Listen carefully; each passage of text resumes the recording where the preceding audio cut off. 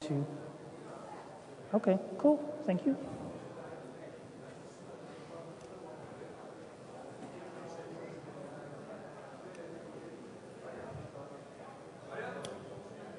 Yeah. Testing 1, 2, 3.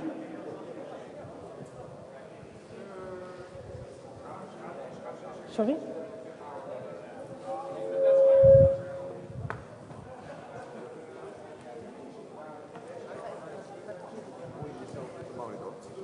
Nee.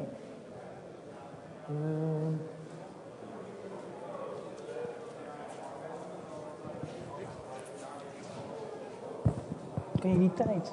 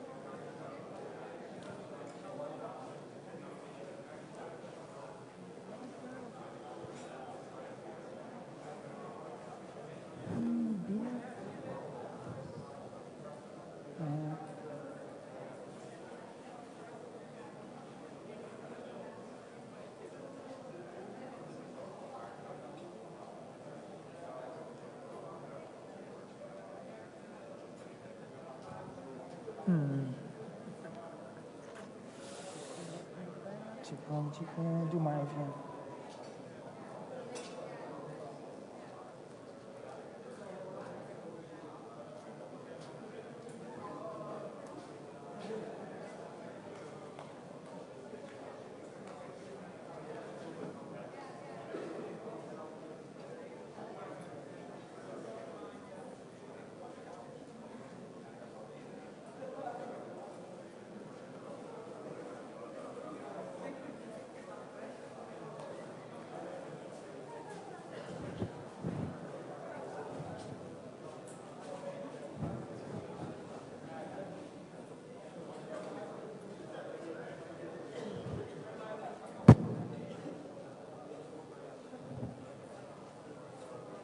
That is interesting.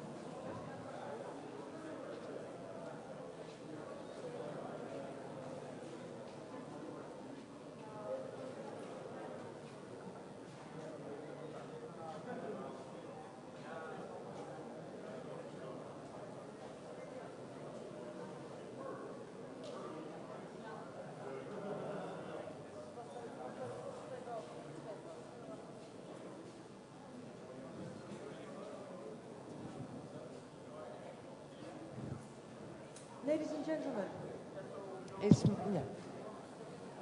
first of all, yes, if I stand here, I can see you. Welcome. Yes, sorry. Welcome to tonight's speech. Ian Kamphuis will be giving a presentation called Futureshock about what is awaiting us. He's been doing a version of this at What the Hack, but it's a completely updated and a new one, so you don't have to be bored at all. It's a very entertaining lecture. Ladies and gentlemen, enjoy yourself. Arjen? Thank you.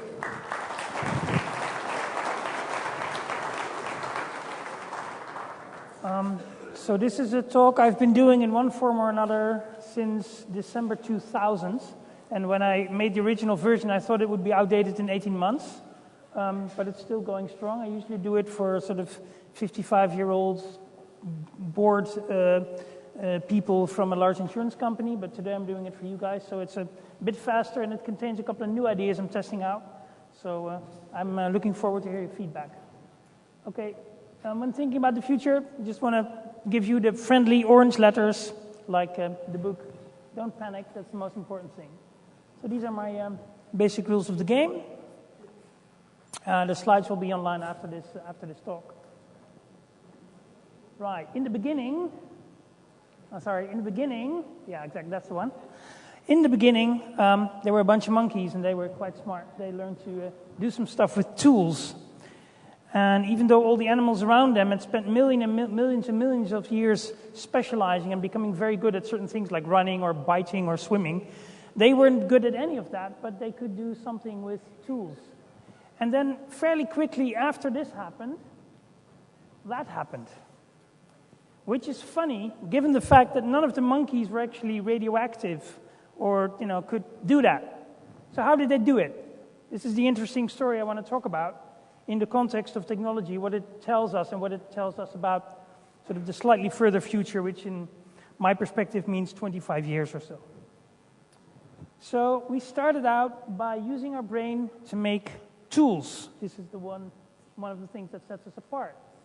So this is one of the earliest tools, an 800,000-year-old fist axe found by the University of Valencia. I bought it on eBay with the certificate and the carbon dating. It's about 800,000 years old. It's made from a pebble from a river by somebody who predates us a long time. And so now we were using our brain to make tools. And then really not a hell of a lot happened for about 800,000 years. This is an axe 7,200 years ago from Denmark. So this is Stone Axe 2.0, as it were. But if you consider that from that one to this one, which is slightly more advanced, took 800,000 years, it's a bit slow compared to what we're used to now in terms of progress. So about that time, we started to do agriculture, which means we had a little bit of food left every now and then, so people could specialize in jobs, and they could actually learn more advanced skills while other people were taking care of feeding them. So then we started to use our brain to formulate knowledge and experience and put that down somewhere and make better tools. And so about 7,000-8,000 years ago, we start to see real technology like this, a knife made from a piece of volcanic glass in Central America about 4,000 years ago. Now, to make that out of a piece of glass requires months, if not years, of practice. It's really, really hard. You can see about how big it is. It's still razor sharp, and it's not detected by the airport scanner things. I took one with me on the plane by mistake when I left it in my laptop bag. So if you want to take something on the plane, this is entirely possible. And then things started to move really fast. So 800,000 years, nothing much happened. Then, we start to make a couple of smart stone knives, and then things explode, and then we got footsteps on the moon and stuff like this. So this is what happens when you apply your brain to knowledge.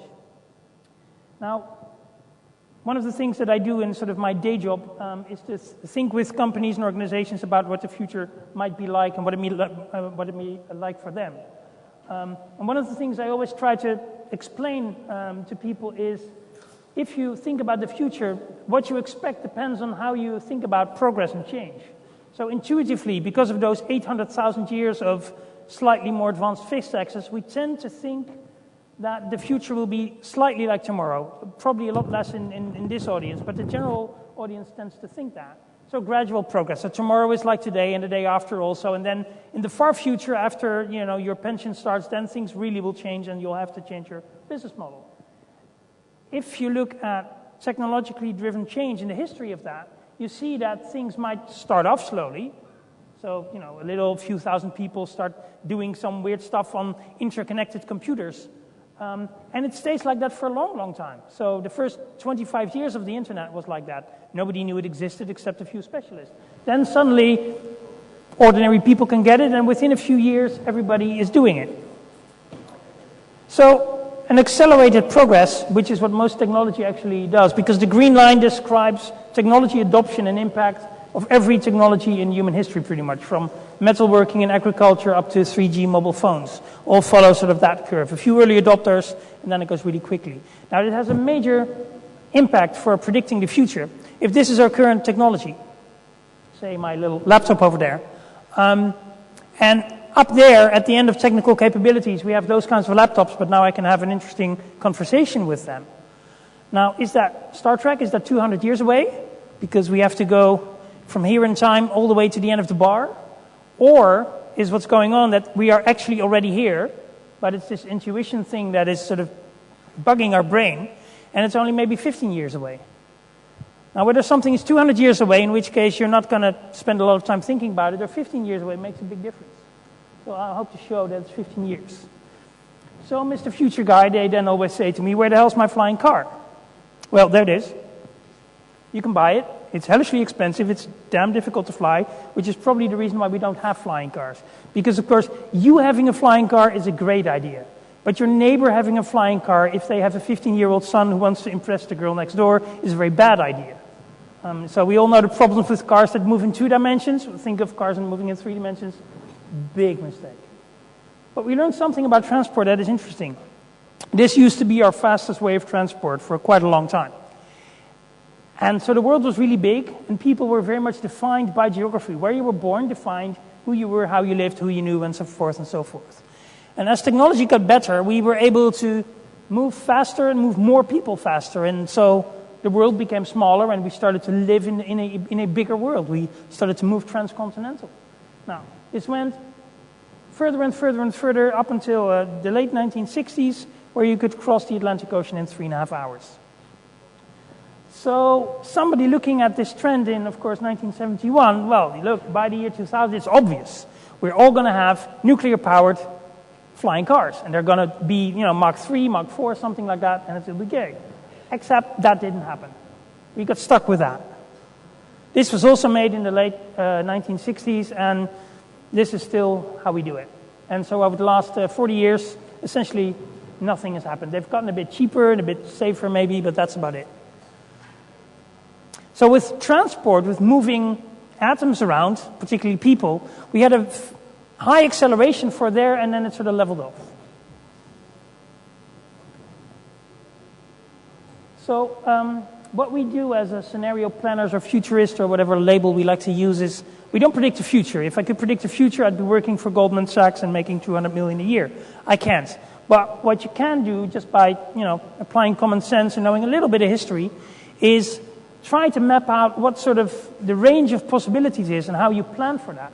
So as you move further in time, what's probable to happen, what's possible to happen, and what are the wild cards that you might want to maybe not prepare for, but think about a little bit. So you have like a beginning of a plan to react if something really weird happens. So this is an example of something that was developed in the late 40s. It's sort of a slide rule for spaceships. So the idea was that people would use this to navigate their spaceship. And of course then something else happened, which is of course what this entire conference is about. This happened, which made that slide rule quite useless for navigating spaceships. Now, it's not the first time we've had an information revolution. This is an earlier one. I talked about it earlier in my talk yesterday also. The Gutenberg printing press made it possible to produce a book suddenly at less than a 10,000th of the cost of what it was before. Because before this machine, making a book meant that a monk would sit down for 1 or 2 years and copy the book by hand. Now, somebody who could write in those days was a very highly educated professional because, of course, since there were very few books, it was very hard to learn to read, to learn to write. So books were very, very expensive, something in the order of €250,000. Now with this, the price dropped through the floor, which meant the amount of books went through the roof. And not just Bibles, of course, not just Bibles in other languages than Latin, which immediately created, lots of interesting discussions among people, but also other books. So a couple of decades after this has been invented, we are out of the Middle Ages and into the Renaissance, and that's probably not a coincidence. So this is the map of Europe a little bit later. We've had 250 years of religious war. 30% of the German population is dead because they were, bashing each other over the head about certain interpretations of the Bible. But this is the beginning of the modern Europe, and the Catholic Church is no longer, that big a power. This is the beginning of the nation state, and it's all run on that Gutenberg printing press, and the modern Europe thus came about. So I think that what we're doing now, and many of you are actually doing it, I'm usually just talking about it, but many of you actually make this. This is probably the biggest sort of cultural revolution of the last millennium. And we're in the middle of it, and sometimes we don't even notice it anymore. But we'll have as much change as getting out of the Middle Ages into modern Europe, and we'll have that in maybe 50 years, and some of them have already passed. So now, of course, everybody has a printing press with a global reach, and that is going to have some quite interesting consequences. And particularly national governments haven't really figured that out yet. So a library, you may have heard about them, a library is now a really quiet place where you go with your laptop so you can access Google Books. Because, of course, in the library just has those books they have there, which is, only a few, and of course all the books you need tend to be somewhere else. So this is the first computer I ever saw as a young lad. My dad used to work for KPN Research, and he had one of these thingamajiggies to do statistical analysis. And they cost a couple of $100,000 back in the day when a dollar was actually worth money. Of course, it didn't have a screen, but it could print out on a meter-wide paper. It could make like large images of your favorite comic heroes. So when I was there, it was programmed so you could press one of the buttons, and then it would print out a 3-meter-long image of Lucky Luke in lots of double printed S's. So that was great. Now, last year I got that other thing from my phone company because I was so good to not switch to another phone company. And that is a computer pretending to be a phone, pretending to be a laptop, which can do everything that all of my first 5 or 6 computers can do put together, except it fits in the back of my pocket and it does a few other things like satellite navigation. Now that phone, computer thing, is several thousand times as powerful as the big thing you see over there, and over 1,000 times as cheap. So that is a pretty good price-performance increase. And I think, besides from maybe some chemical industries, there's no other area of technology that has ever had such a good price-performance increase in a person's lifetime. Now, this is the historical perspective of price-performance of computers. And the interesting thing here is not all the individual data points. It's actually quite an old graph already. But the interesting thing is here that no matter what else is happening in the world, this just goes on. Geometric increase in price performance. We go from cogwheels to electromechanic to tubes to microchips, and it just keeps going. And whether it's war or peace, or there's a little economic downturn, or the Berlin Wall falls, it all really doesn't matter. It just keeps going and keeps going. So unlike the thing with transport, when one sort of type of technology runs out of steam, there's a new generation that comes along and it just picks up. So we went from cogwheels to electromechanic to tubes to microchips, and probably, within 10 or 15 years we're going to do something else. Maybe something with quantum computing, who knows? So all this IT stuff basically is applying our brain to knowledge, which then makes new tools, but actually the tools are new forms of knowledge. And they actually allow our brain to function better because we can access more information, we can display it in all kinds of graphic ways to make it easier for us to understand a very complex data set. So it's becoming a little bit of a feedback loop, which is why we feel all this acceleration, and stuff is happening now a lot faster in terms of research and things changing than, say, even 15 years ago, certainly 50 years ago. So those feedback loops, they're really interesting. So this is some guesstimations on how supercomputers will develop. 2013, we should have a supercomputer that will be able to fully simulate in real time a human brain. You might be a bit off, say a factor of 10, but of course, since it's doubling every 1.2 years, that doesn't really impact the end result by much. Of course, there are now people say that we'll have a computer as smart as a human being sort of before 2020. And then, of course, a computer smarter than all of us put together by 2050. But there's a whole bunch of assumptions built into that.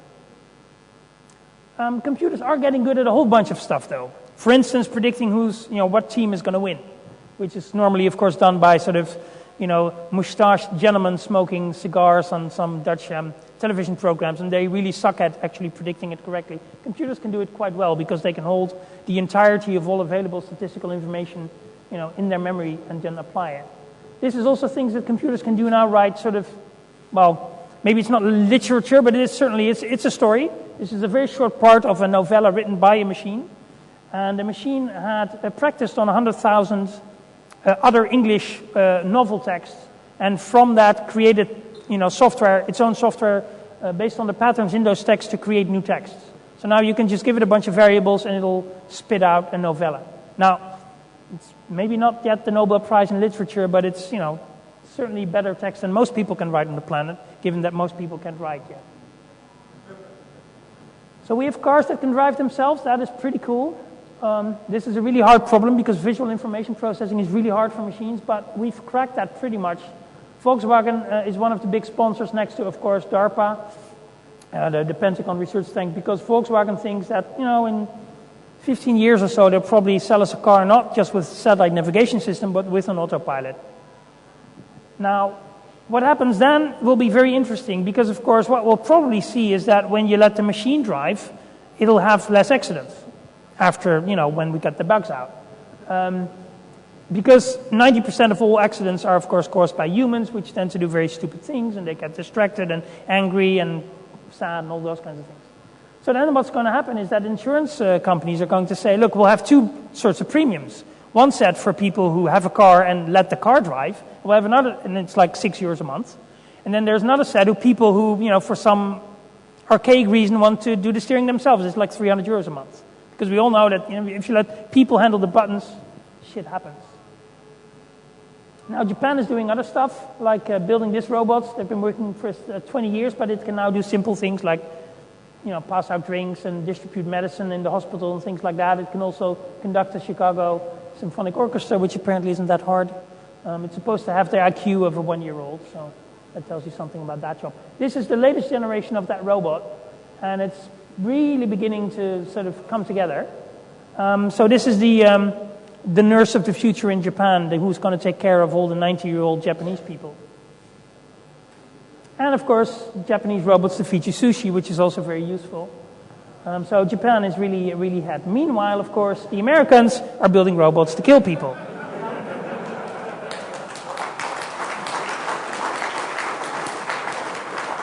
So, I don't know. I guess in some sick way, this in theory might have its use, but only, if you already accept that bad stuff happens in the world. So this was an interesting PhD program 2 years ago at the University of Maastricht. Somebody actually was given 4 years of time to think about the social relationships we have with our robots. I mean, it's like a dream PhD thing. And so this is one of the things he came up with. It was fun. He actually researched, for instance, people who have Roomba vacuum cleaners, what kind of relationship they have with their Roomba. Because, of course, an ordinary vacuum cleaner is just something you use, you hate it, and then you put it away. The Roomba vacuum cleaners are more treated like pets. They are given names. There are online shops where you can actually buy clothes for them. And they go like crazy. They are taken, with the family on holiday and to friends and things like that. So a Roomba vacuum cleaner, which isn't really intelligent at all, it's smart enough not to bump into your table, but it's treated like a pet. And it often becomes good friends with the cats, and then the cats can Roomba surf, and you might have seen that on YouTube and stuff like that. It's really cool. So basically the idea is, push that a little further. If the machines get smarter and smarter, then, we might end up with this sort of situation. Which is, of course, very funny again until you look at photos from Japan where they're already sort of almost there. This is a robot. Walking, talking, and, I'm sure she could maybe do some other things. I don't know about that. You'd have to ask the guy. So now, that all, of course, sounds really, really funny. I mean, who could think of that? I mean, a couple consisting of a machine and a human. That's unthinkable. Well, maybe unthinkable just means that it's hard to think about. Because the kind of giggling that you hear now in the room is pretty much the same kind of giggling you would have heard 200 years ago when we still had slavery in the Netherlands and we're making a tidy profit out of it. You would, if you would have said, well, we're going to have multiracial couples one day, and it's going to be normal. They're going to be accepted by society. People would have thought you were crazy. So with robots, things get even more funnier because, of course, now it's our tools who can potentially create new knowledge, which then use to create new tools, which then create new knowledge. And now we've really closed the loop to a level where actually the humans aren't even part of the loop anymore. And of course, those pesky humans, they always are slow, they get tired, they need to sleep and all that kind of crap. So that if that's not necessary anymore, you close the loop. And of course, the engineers are machines that are becoming twice as fast in whatever they do every 18 months. Then we get some real acceleration. But of course, some other stuff is going to happen as well. So I want to give a few more examples of that.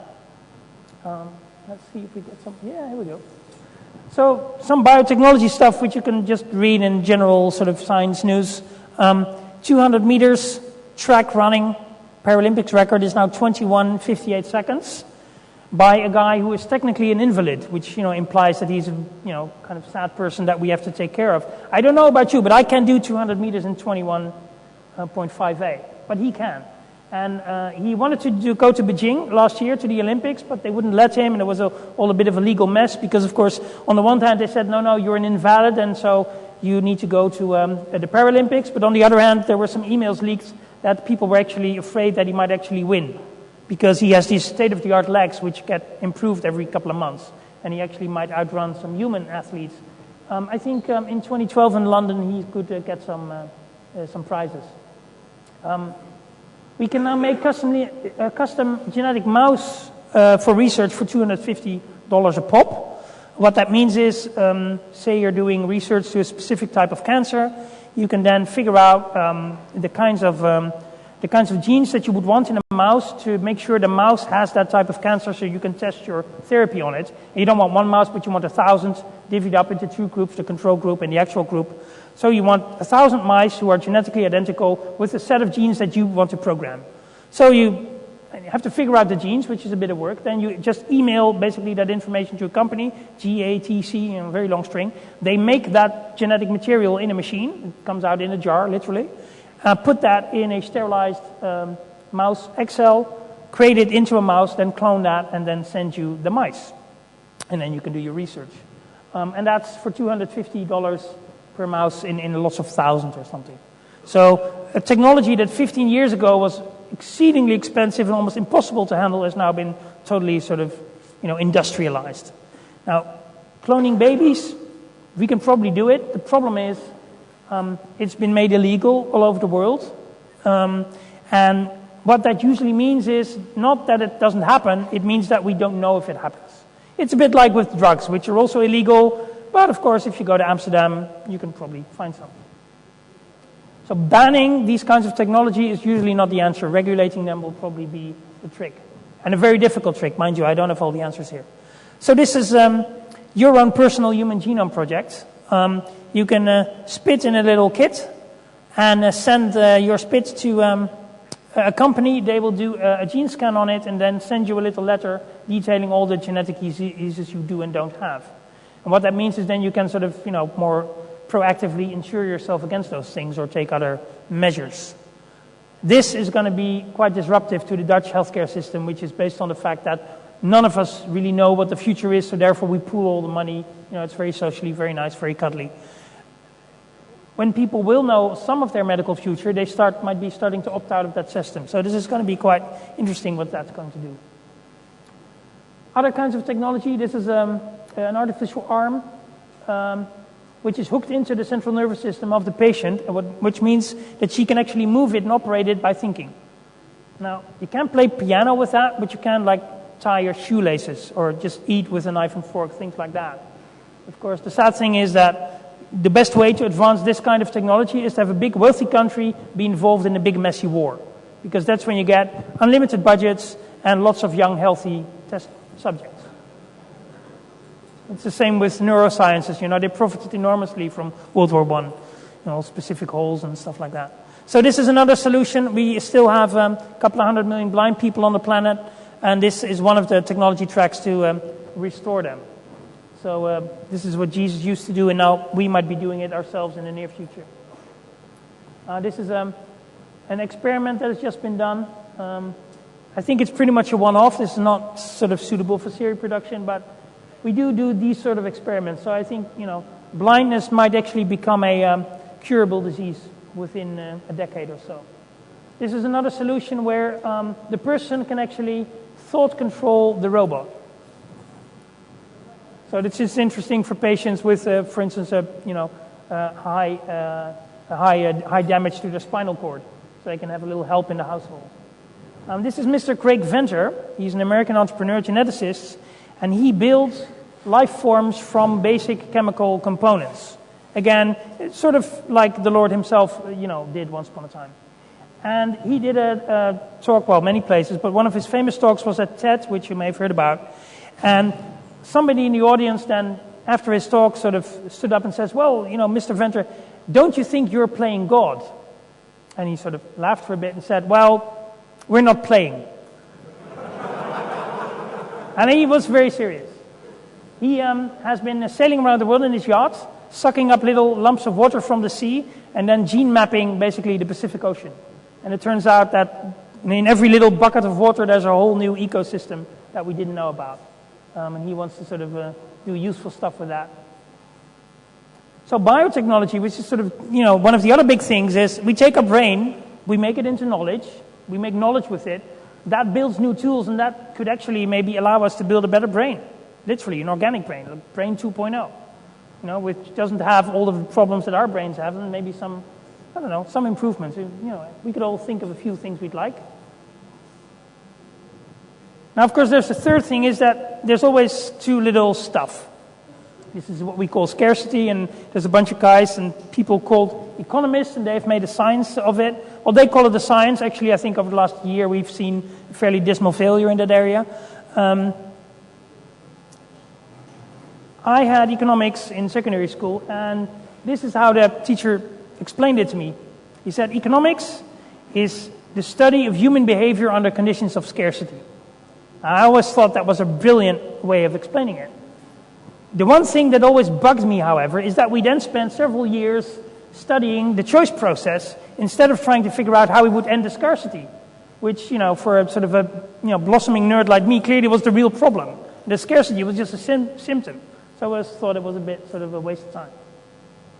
Now, there were a bunch of clever people at NASA and some other places who looked at the internet and said, look, in the digital space, we've solved the scarcity problem, pretty much. Finding stuff, and there are some other issues that we debated earlier today, but the scarcity is no longer the problem here. Now, if we can take the wealth of the digital world and pour it back into the physical world, then we have some really cool stuff. Of course, they were inspired by Star Trek replicators and such. This is nothing new. But this is actually what works. There are variants of this actually at HAR, 3D printers which make physical three-dimensional objects from digital information and very basic materials. This one is very special because it is pretty cheap. I think they got it under $2,000 now, something like that. It actually makes most of its own components. So when you think about that for a little bit, you start to laugh very hard at most economics and most economic theory. Because, of course, it can make lots of other stuff too. For instance, small piece of electronics.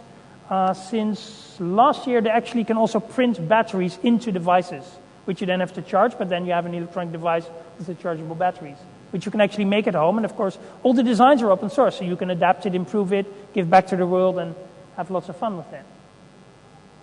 So that's going to be Industrial Revolution 2.0. This is a comparable device, except this prints living cell tissue. For instance, you take a couple of cells from a patient who needs a heart valve, and you can make a bit of a heart valve from the genetic material of the patients who need it. So this has some pretty cool implications for our, massive lack of organs and things like that. There's a group at Wageningen University in the south of the Netherlands, Agricultural University, who's looking into this technology to see if they can industrially produce steak from cow cells without having to kill new cows all the time to make the steak. So that would be cool. So you can have a vegetarian steak, but it'll taste just the same. Sounds very nice to me.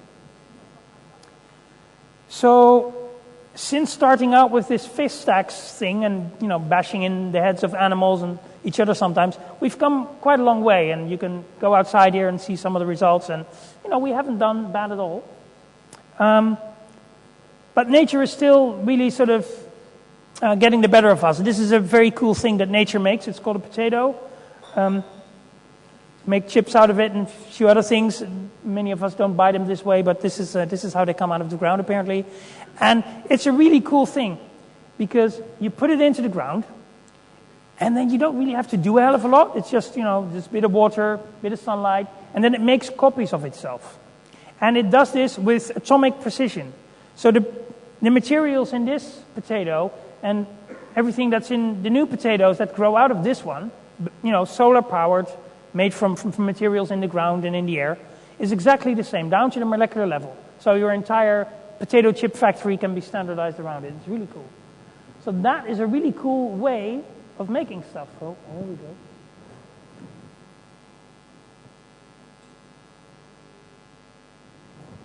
Imagine that instead of, building a bunch of houses, we could just put a brick in the ground and then just wait a while and, the thing would grow.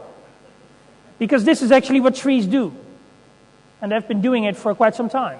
So it sounds really funny, but this is actually what trees do. You have a little chestnut, it goes into the ground, out comes the tree. It doesn't require a supply line of parts from China or Brazil. It just uses carbon from the air, sunlight, water, and off you go.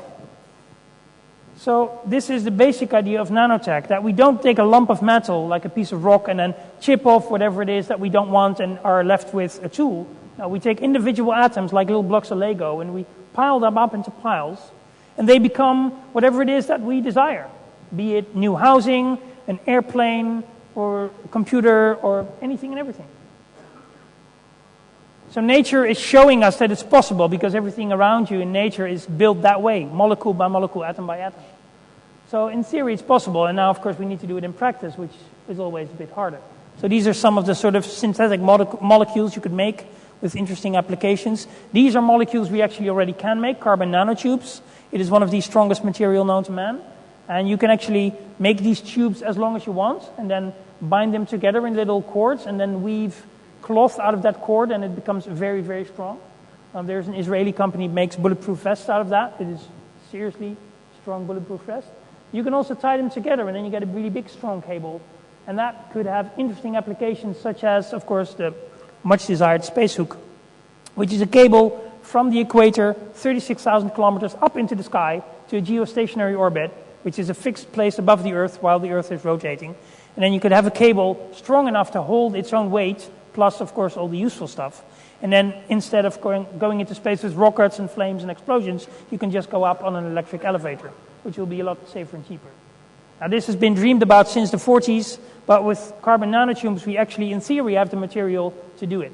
Normal steel or anything like that is not strong enough. Now, of course, another thing you can do with nanotechnology is grow solar cells. There's sort of a big patch in North Africa that is available for that, I heard, and that could power most of the planet actually. So that's a nice solution. The other way is to make things very, very small. These are cogwheels at the molecular scale. We can make these in the lab. This is a more complex thing. We can't yet make this, but these are chemically stable designs that have been calculated. So now we can take the idea of the 3D printer, but now it will work at the atomic level. So atomic precision, which means you just have feedstock of stuff going into it, carbon and some other materials, and information, and it builds anything you like, including, of course, copies of itself. Now, many of you can do the maths on that. Say you have one of these, and it takes 24 hours to replicate.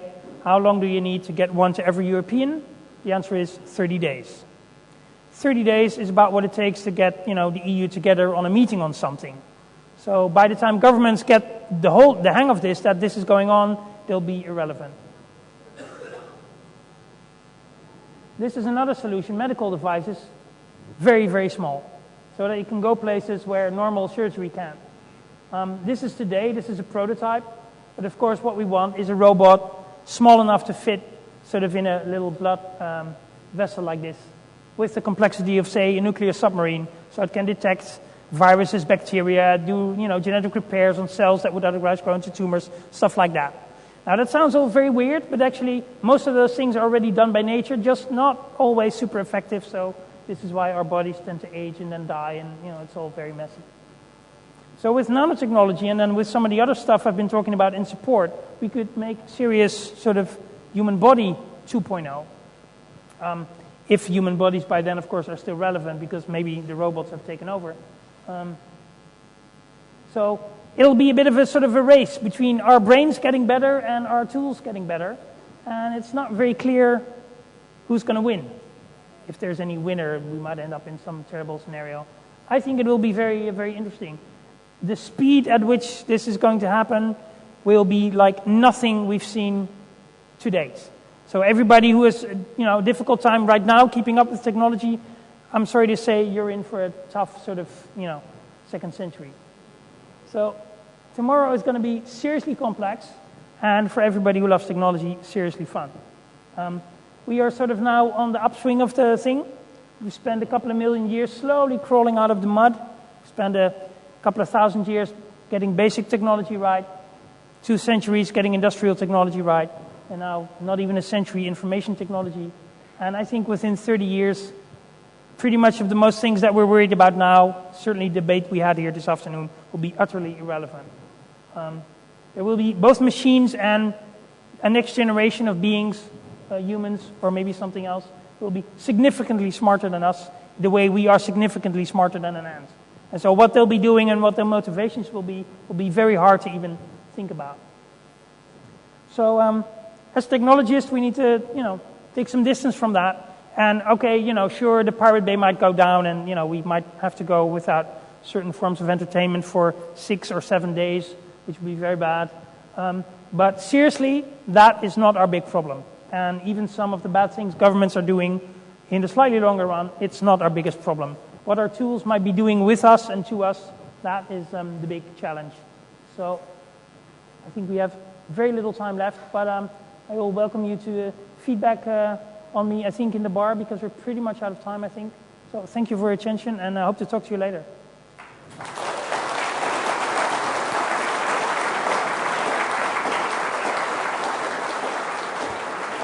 Do we have time for questions? Time for questions? Or are we out of time? No. You sort of had 10 minutes, so we have even more time for Q&A. Does anybody have a question? A comment, a remark, a statement? You really need to wait because I can't see a thing. I can't see any of you, so speak slowly and clearly.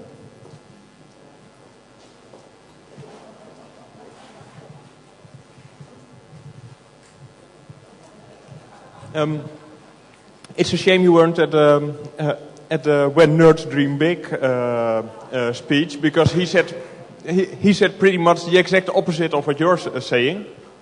Can you hear me? I'm sorry. I can't hear you. Slowly.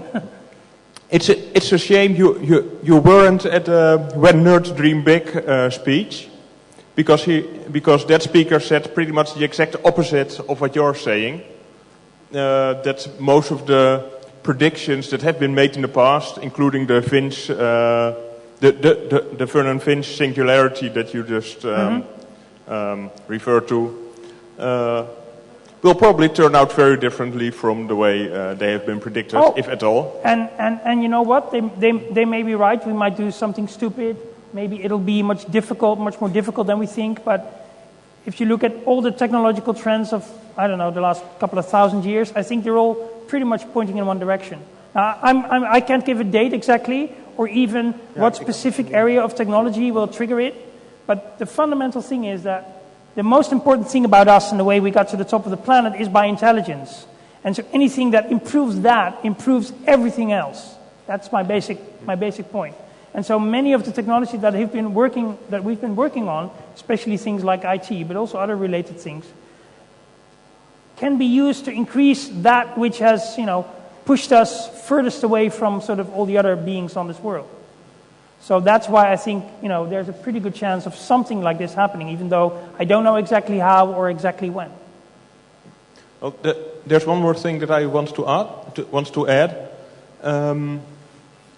I think in the end, humans will always be humans, and you expected that there will be an intelligence, or that there will be humans that will be as much more intelligent as us as we are compared to ants. And I'm wondering if that wouldn't mean that an intelligence that's that much more intelligent than we are will be as irrelevant to us as we are to ants. I'm sorry, I can't hear you. I'm sorry. If we are getting smarter the way that you predict, with respect to what we would be then like ants are now to us, but Yes. wouldn't we in the future then be as irrelevant to ourselves as well? I mean, some humans might choose to stay at a certain technological level, so they will say, okay, I'll have the broadband internet, but not the neural plugin. And other groups will be maybe choose to do, the really advanced stuff and sort of accelerate away from humanity. And there might be different sorts of humans, and some of them might not call the other groups humans. This is one of the big risks, certainly with biotech. But the differences even now between groups of people who are technologically capable and those who are not, even within the same society, is already very large. But that will get bigger, and that is a source of sort of instability and some worries. I don't have good, nice answers there. We'll get more of that. I remember your talk you did 4 years ago. I'm not sure whether you compared your presentations from back then and now. If you have so, what evolutions are actually going faster than you expected, or are there any other things that disappointed you, that haven't gone as fast as you expected?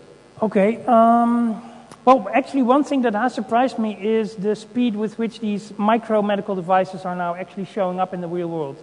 So some of those have been really pushing quite far, although regrettably, the most of it has been done in South Korea.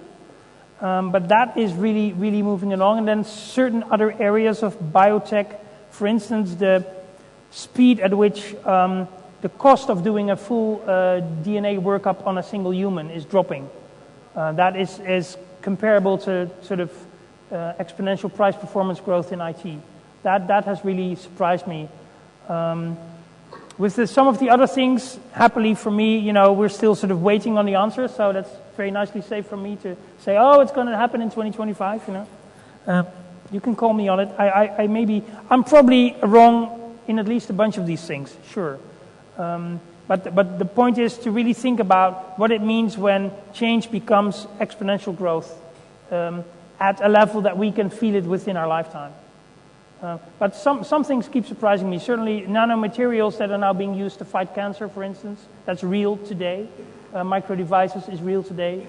The use of robots, and not necessarily intelligent robots, but just everyday garden variety vacuum cleaners, guarding robots for office buildings, things like that. The fact that we now have 500,000 Asimov robots running around in Japan doing all kinds of things in healthcare, things like that. So other things are going slow. Artificial intelligence continues to disappoint, regrettably. But the self-driving car is cool. I want one. And we have another question here. Yes, hello, Arjen. Maybe I'm rephrasing a question that's been asked before on that side, but bottom line, how much time until... Sorry. Can you not hear me? No, sorry, I can't hear. There's lots of echo. Okay. Maybe you can go in the front of the speaker so you can hear me. Als je bij de speakers gaat staan, ja. Yeah. Okay, I'm going to ask the question again. It might be a rephrase of what has been asked on that side, but bottom line, how much time until Judgment Day? How much time until Judgment Day? Well, it's all in the definition, really. Of course, we might sort of judge ourselves into oblivion tomorrow afternoon if we do something stupid. Several countries have enough warheads pointed at each other to kill everybody on the planet 15 times over. But then again, so far so good. I don't know. I don't necessarily see, which is sort of the dominant Western way of thinking, certainly about artificial intelligence, that it will always be immediately out to get us. I think if we can get sort of Japanese-type artificial intelligence, it'll probably just want to take care of your mom really well. And of course, if we get American artificial intelligence, then we might be in serious trouble. So we need to help out the Japanese guys, I think. But no, I don't know. It is dangerous. The US now uses semi-autonomous systems that are weaponized, where sort of the ultimate trigger is still a human, but the machine does make a whole bunch of decisions on its own. And the trend is to do that more and more. So yeah, that is a bit scary. Next question. Hi. I'd like to mention an issue that I think you touched upon briefly, but only very briefly, superficially, which is energy. And I think that's going to be the major challenge.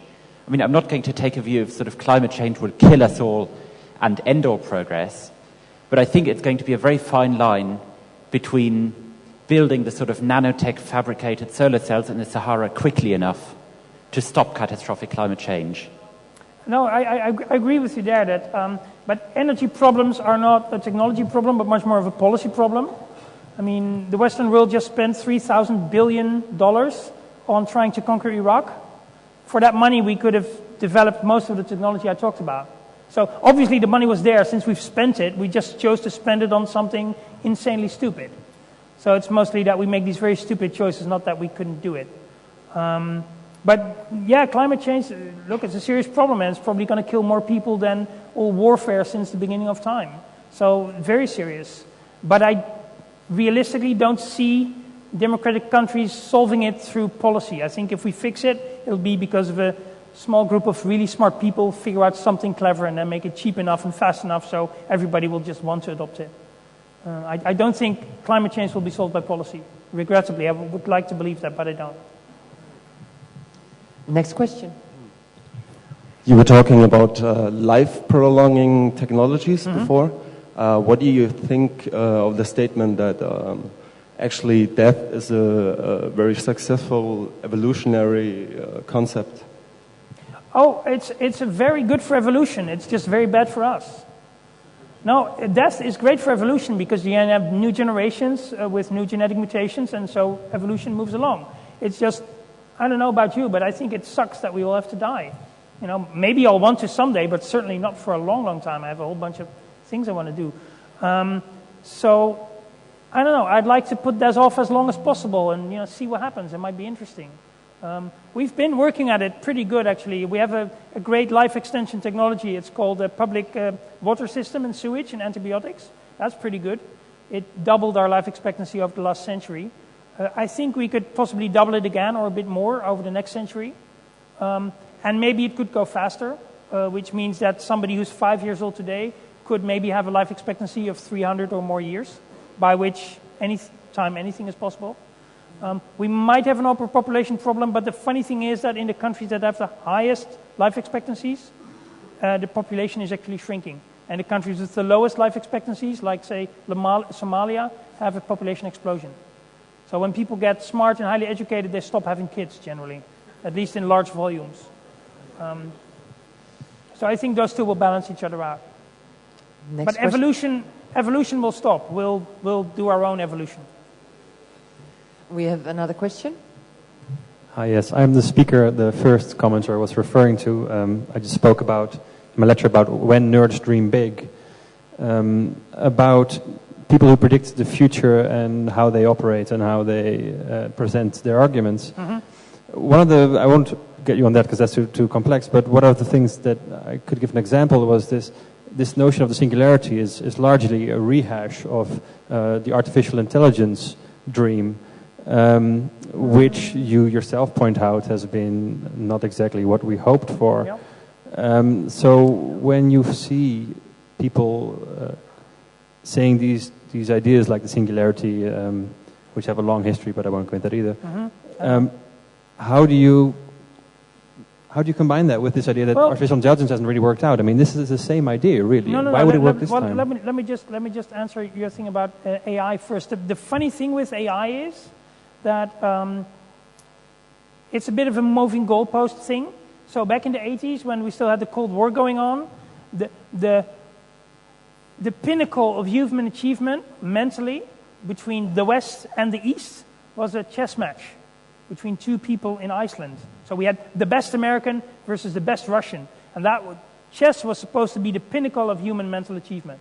And so that was, it symbolized. Now, of course, nowadays, if you have like 3 smart PCs, you hook them up in a network, they can out-chess anybody on the planet. And in a decade, your phone will be able to outplay anybody on the planet. So whenever we actually achieve something that works, like chess, or driving cars, or flying planes, or taking care of all the logistics of all the suitcases at Schiphol, then we don't call it AI anymore. We just call it a computer program. Yes, that's so it's a bit unfair to the AI. I know that's what Ray Kurzweil argues as well. He says we just raise the bar higher and higher. And I think in a sense that's true. What I meant by disappointing is that the chatterbots and things like that aren't getting really better right now, which might be a matter of a certain threshold. We don't know yet. But in your use of this term AI, you keep switching to different types of it without referring to which type. So when you talk about robots having emotions or basically Skynet they don't have to have emotions. You just need to pretend really well. Yeah. Because that's just like, all of you guys, you pretend to be conscious. I don't actually know that you are. But you seem to be, so I treat you as such. But I don't know that you are. But you do jokingly. Same thing with a robot. But you do jokingly refer to benevolent or malevolent types of AI, which would imply a certain type of, awareness in this computer. No, it doesn't have to be. It doesn't have to be. It could just do something stupid based on faulty programming. Actually, machines have been doing that for a long time.